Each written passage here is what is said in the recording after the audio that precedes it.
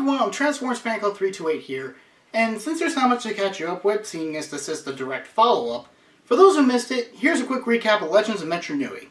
But Comet angsted over something beyond his control, the Dark Hunters are reduced to Comet foils, Makuta tries to obtain the biggest waste of a plot point since the Grim Invasion from Ruby, and gets to quote Christopher Lloyd from Suburban Commando. I was frozen today! Leaving the Toa to head back and gather the Matoran that they couldn't gather up last time. That story shall be told in Bionicle 3, Web of Shadows. Will I like it more than the disappointing last one? Well, let's find out. Before we begin though, forgive the filter. That's what the uploader, ironically on a channel called Hero Factory, we'll cross that bridge when we get to it, did to avoid copyright. It's still very watchable, but given that this film is very dark in its visuals, it's going to be quite distracting. Besides, I didn't exactly get the best quality of the last film, did I?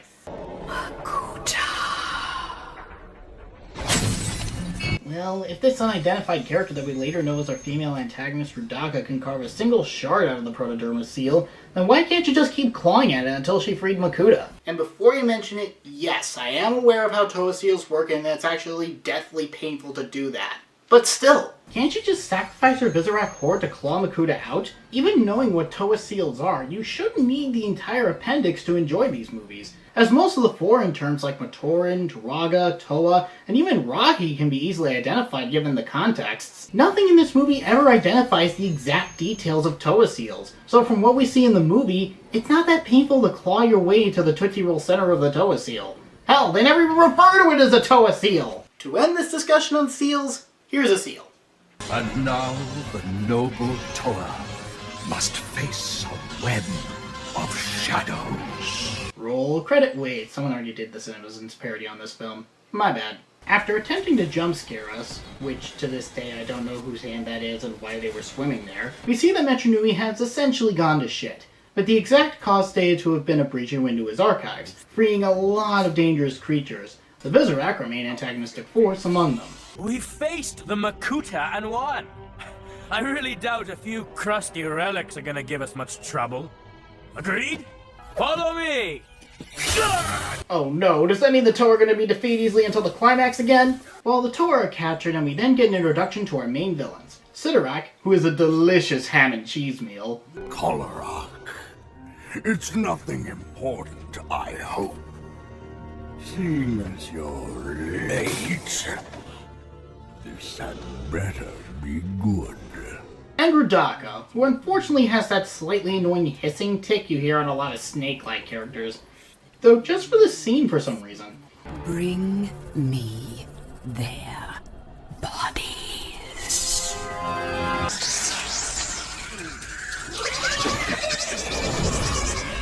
I don't know why, but it's kind of funny to see Visorak infighting. I tried to lead you as best I could. I wish I was better at it. Oh, this shit again? Take Elsa's advice and let it the fuck go! Yeah, I'm getting rid of that censor. Probably wasn't that funny to begin with. Even though we've been through this character arc in the last film, Vakama spends a good chunk of this film moping about how he feels that he failed as a leader. What, because he didn't see that irony attack coming? Why must Vakama mope about shit entirely out of his control? Sure, he didn't do much leading in the last film, but he did noticeably con Spirit Star, which got the Toa reunited to save Metro Nui, and he managed to beat the Makuta by just knocking on some rocks. What exactly about beating the guy who had ambitions to replace Mata Nui isn't very leaderish? And no matter how much I might want to, I can't just change.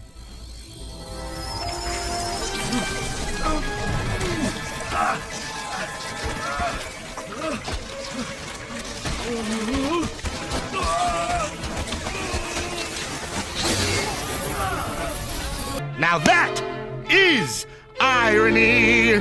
So our heroes are now mutated into the year's new sets, and are saved from falling to death by more of that year's new sets, the Rahaga.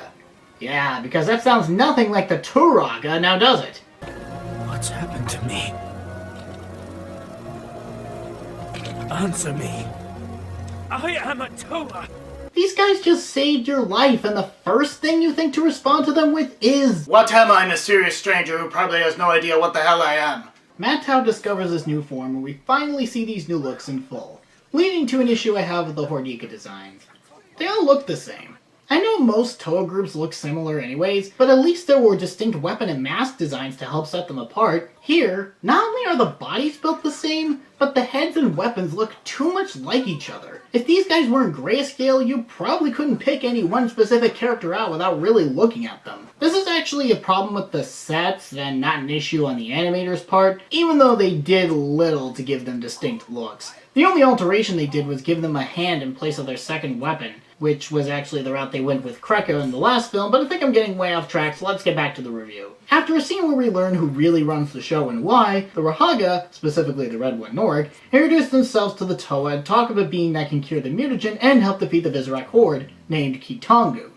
The key to Nangu? He thought Kitangu was the key to an Indian fruit? Vakama leaves in frustration, encounters a sneakily hidden reuse of models, and tells Norik to piss off. What about your friends? Former friends. Yeah, remember all that development he had about what it meant to be a Toa from the last film? That might as well have never happened if this behavior is of any indication. Norik tries to get the search for Kitangu started while Vakama is overwhelmed and captured by the Vizrak. Rudaka then lets Vakama free to discuss authority born from fear and how Vakama's leadership should be like. Throw yourselves off the edge. Obedience. This is but the first of many lessons I can teach you. You too can tell the Vizrak to kill themselves for no good reason. And here's the big plot twist of the film. Vakama turns evil. Wait, this scenario sounds familiar, doesn't it? Yup, just slap some boobs on Emperor Palpatine and you have Bionicle Wars, Revenge of the Vizrak. This is harder to ignore when you consider that summer's movie lineup. Ironic that both franchises have the Resurrections on the same year. Also, didn't we have a Red Toa turn bad already in Mask of Light? The only difference here is that it's willing and runs most of the length of the film. Lastly, green eyes are the evil eyes? Oh no! He's slightly more accurate to his set! He's evil now! Then again, if Rudaka can have blue eyes and still be evil, I guess any eye color works. Vakama proves himself to our villains by jump-scaring Norik and kidnapping the rest of the Rahaga off-screen. I fear Vakama has given himself completely to the beast that lurks within us all. Bordika is its name. I don't think I want to be Hordika. Yeah, I wouldn't want to be something that sounds like it belongs on a Taco Bell menu either. Toa! Vakama! That name means nothing to me. Then what name would you like to go by? Darth Firespitter? Norik and the rest of the Toa follow a water trail to Kometru, where they find a formation that is hopefully where Kitangu lies. We then return to Vakama and his first interactions with Sidorak. Because of you, the Rahaga will be put where they belong. In a cage. With a box of scraps. I know that's not the exact quote, but I couldn't resist. It's like my favorite line from that movie. For that matter, why do they need the Rahaga? They have no special elemental powers or anything that makes them important to their plans of ruling Metru Nui or freeing Makuta. So why don't they just drop the bastards? That's never explained. In fact, the Rahaga are left hanging by the time they're rescued, so it appears that they just needed a few worthless hostages. To be fair, they contributed very little to begin with.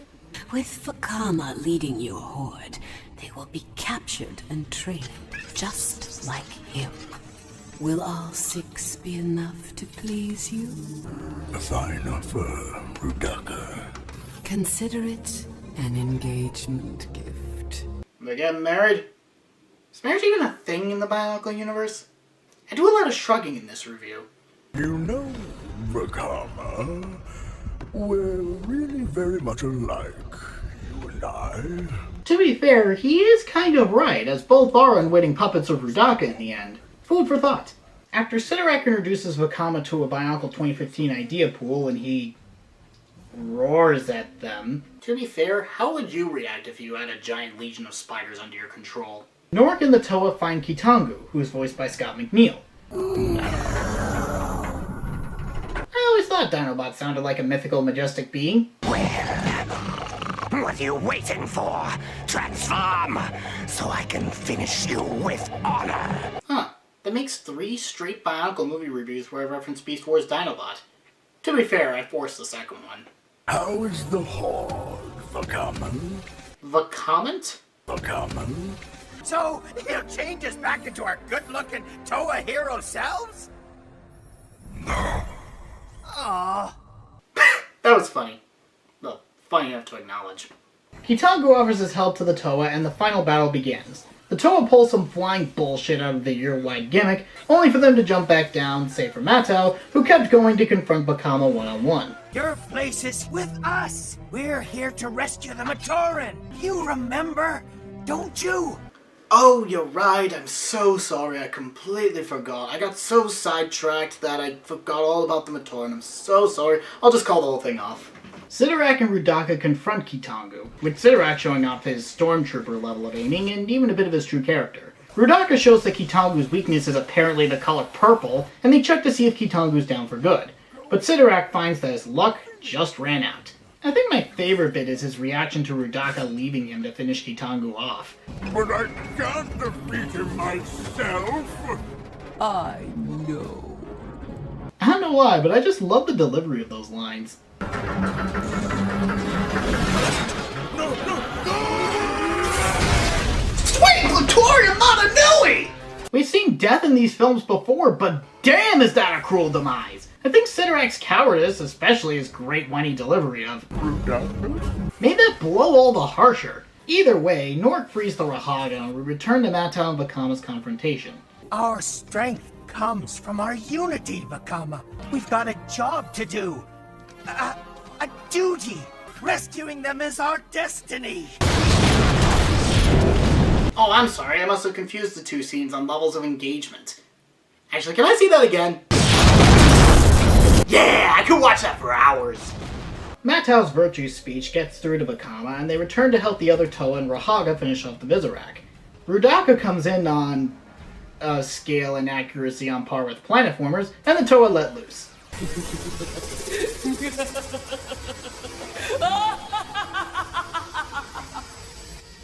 Alright, who fired the tickle spinner? Okay, that was funny too. Bakama shows his resignation by freeing the entire Vizorak horde, which I have to admit is a really smart move, and then Bakama fires on Rudaka, which destroys the Toa seal and frees Makuta? Her heartstone. It's Makuta's. Yes, carved from the same protodermis you sealed the Makuta with. In destroying it, you've broken that seal. How?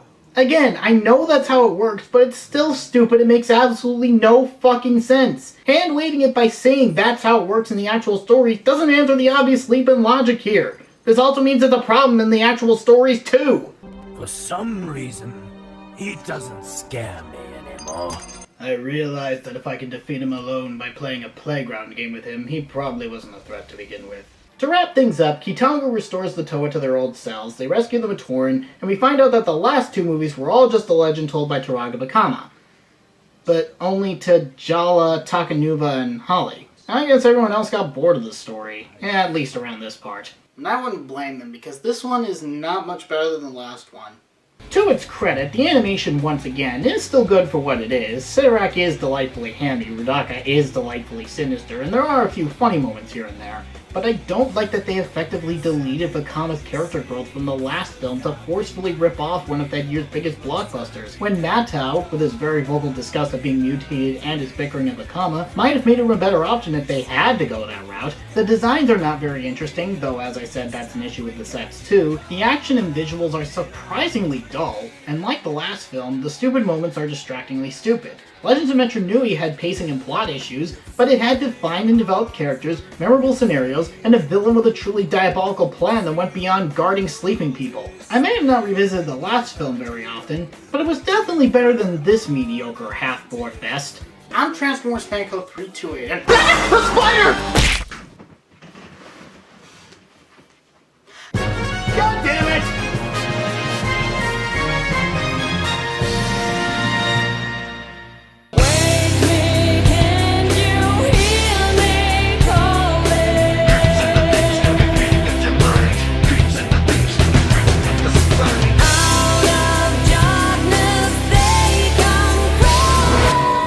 Here I am lost in your land.